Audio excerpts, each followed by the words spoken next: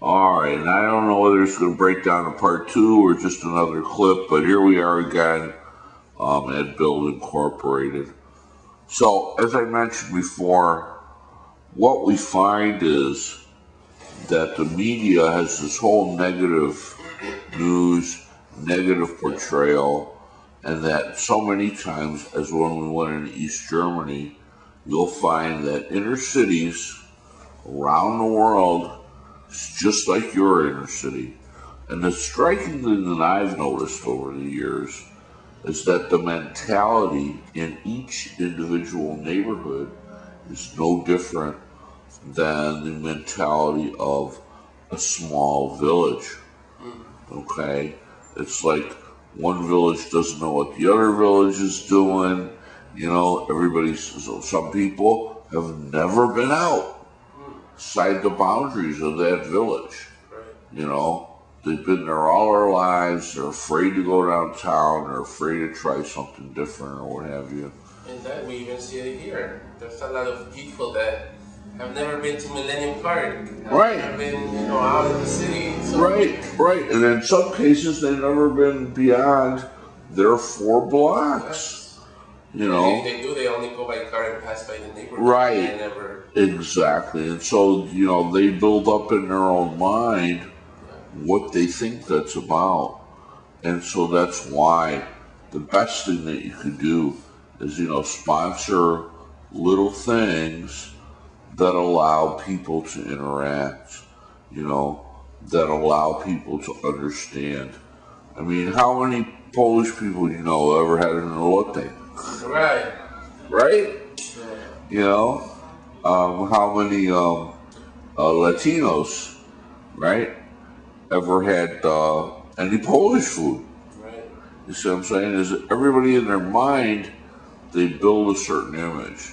And we, just like that wall was in Germany, that's what we need to do more and more, is we need to tear down those walls. We need to teach people, whether they're young or old, not to fear. Learn to talk with your neighbors. Learn to find mentors within the neighborhood. Because it's much better to make a friend than to have enemies. Especially. It's more energy to keep an enemy than to have a friend. That's right. And it's like, come on, you're a store owner and maybe the lot next to you is a complete disaster. Okay? Well, hey, what about this? Hey, I'm doing a cleanup day in the neighborhood, and I got Abuelita's Grocery is offering, $5 off for everybody helps out in the cleanup, because why? It's free advertising for them. It's a better neighborhood for you. Okay, if it's summer, that's a community garden, Jack. If it's an abandoned piece of property, at least it's cleaned up. Sometimes in some areas, it's hard to get city services. It's hard to get them to come out. They label your area as a bad area. They don't want to have nothing to do with it. Or they've taken the library away. Like for us on Chicago Avenue, we got a nice little library right there in Chicago Western. Now, I don't know why, for whatever reasons. Boom. They closed it down. Didn't move it far. It's now over on Chicago and Ashland. But for some people, you might as well put it in Paris. Right. You know what I'm saying? Is they're not going to utilize it. They're not even aware that it's moved.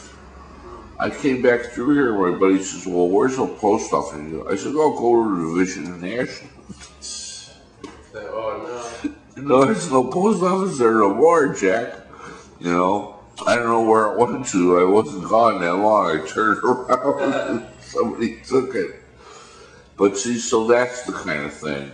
And you will find that there are many, many, many corporations who are willing to work with you, okay, who have the the health wagons stop by to check people for diabetes, to check them for heart attack risk.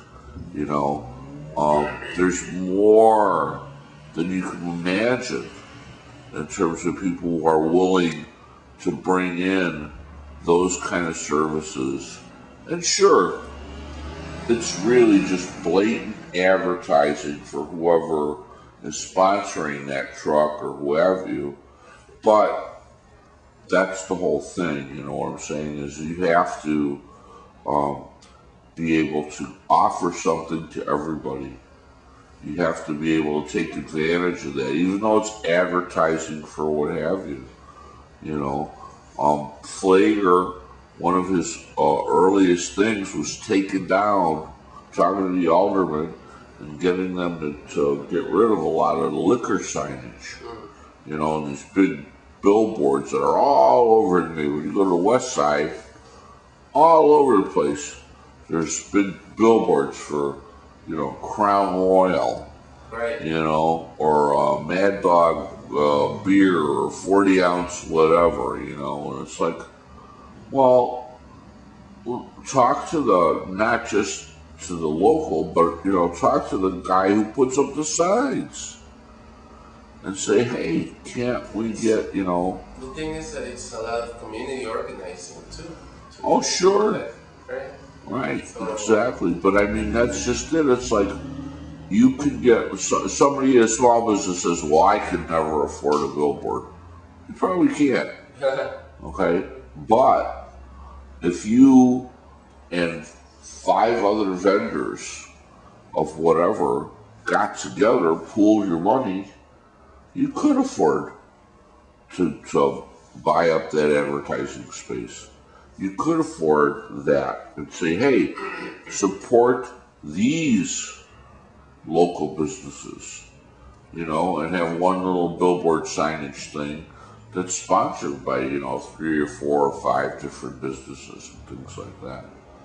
And we need those kind of things to happen, to work together, not because it's a good thing to do or it's the right thing to do, because bottom line, it's a profitable thing to do, whether it's for the business, whether it's to actually, you know, educate people on the fact that they can be empowered, okay? Have them realize that these tools are good for them, okay? That they can utilize them. You know, that's the thing. Way back in the day, my neighborhood, everybody was in a rock and roll band, right? Because at the time, if you could put it together enough, you could run down to the local radio station, you know, and write a song. That's how Gloria was written, by the Shadows of Night. G-L-O-R-I. Yeah, that was, it's ancient.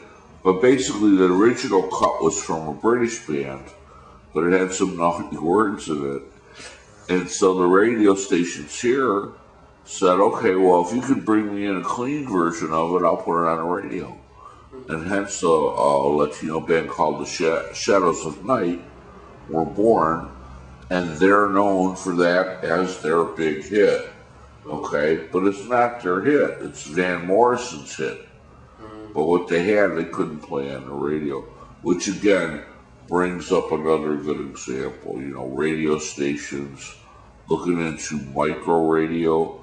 There are ways that you can get online, look into micro radio, and for $100, they'll send you the instructions on how to take a regular radio receiver and turn it into a transmitter, right? So you can start your own radio station. Now, granted, it'll only be AM. right. It'll only have a coverage of maybe a quarter mile, but it's your radio station, you know, and you can post the good news on that radio station. You can say, well, so-and-so's offering this, so-and-so's offering that, you know. Johnny down the street, him and his buddies, you know, helped clean up a lot. You know, we really think that's great, you know.